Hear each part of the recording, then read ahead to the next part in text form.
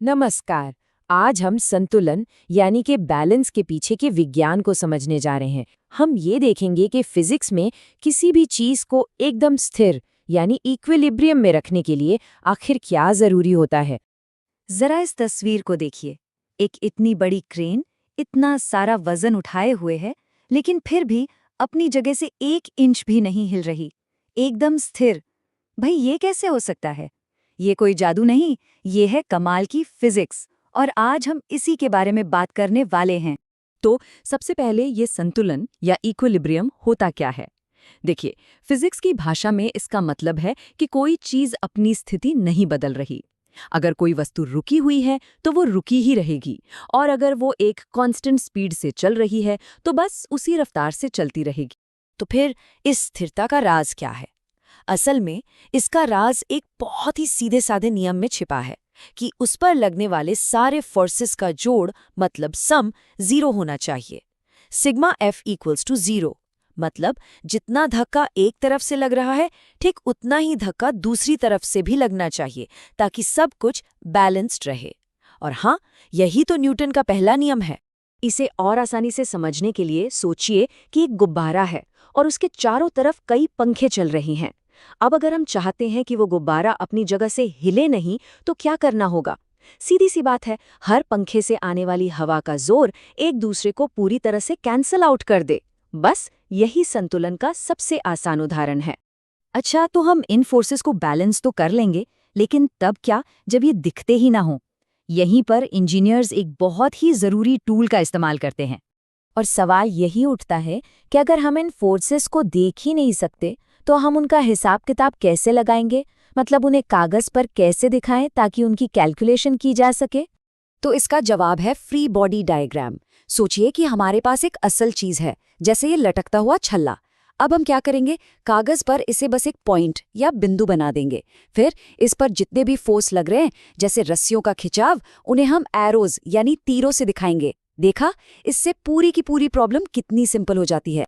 तो free body diagram, जिसे हम FBD भी कहते हैं, असल में बस एक ऐसा चित्र है जिसमें हम उस वस्तु को उसके आसपास की हर चीज से अलग करके दिखाते हैं और उस पर सिर्फ वही फोर्सेस दिखाते हैं जो सीधे सीधे उस पर असर डाल रहे हैं।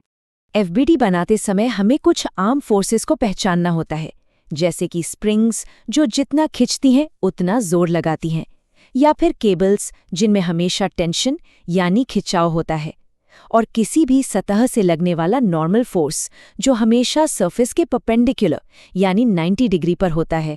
और ये बात बिल्कुल सही है कि फ्री बॉडी डायग्राम बनाना बहुत ज़्यादा ज़रूरी है।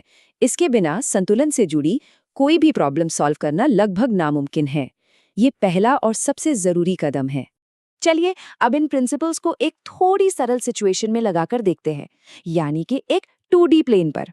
जब सारे फोर्सेस एक ही प्लेन पर हों, तो हम अपनी main equation sigma F is equal to 0 को दो छोटे और आसान इक्वेशंस में तोड़ सकते हैं।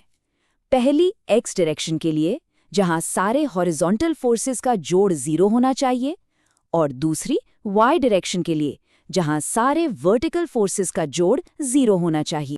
तो यहाँ सबसे ज़रूरी बात यह है कि इन दो इक्वेशन से हम ज़्यादा से ज़्यादा दो अननोन चीज़ों का पता लगा सकते हैं, जैसे कि दो फोर्सेस की वैल्यू या फिर उनके एंगल्स। लेकिन क्या होगा जब चीज़ें सिर्फ एक प्लेन पर न हो? चलिए अब 2D से 3D की दुनिया में चलते हैं, जो कि असल जिंदगी की सिचुएशंस के और भी करीब है।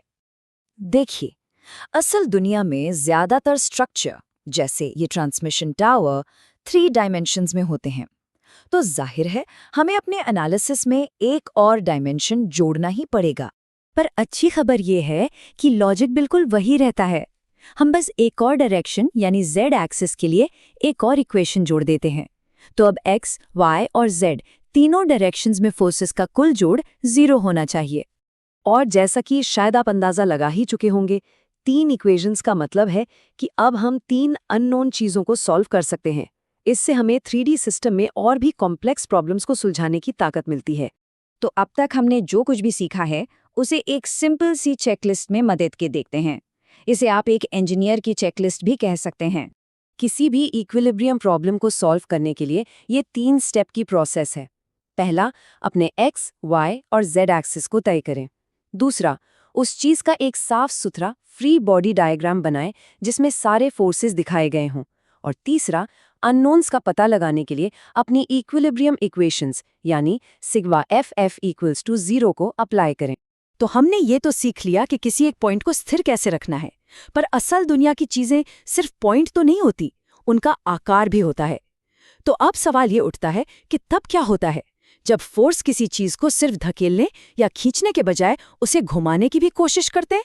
ये एक और दिलचस्प विषय है जिसके बारे में हम अगली बार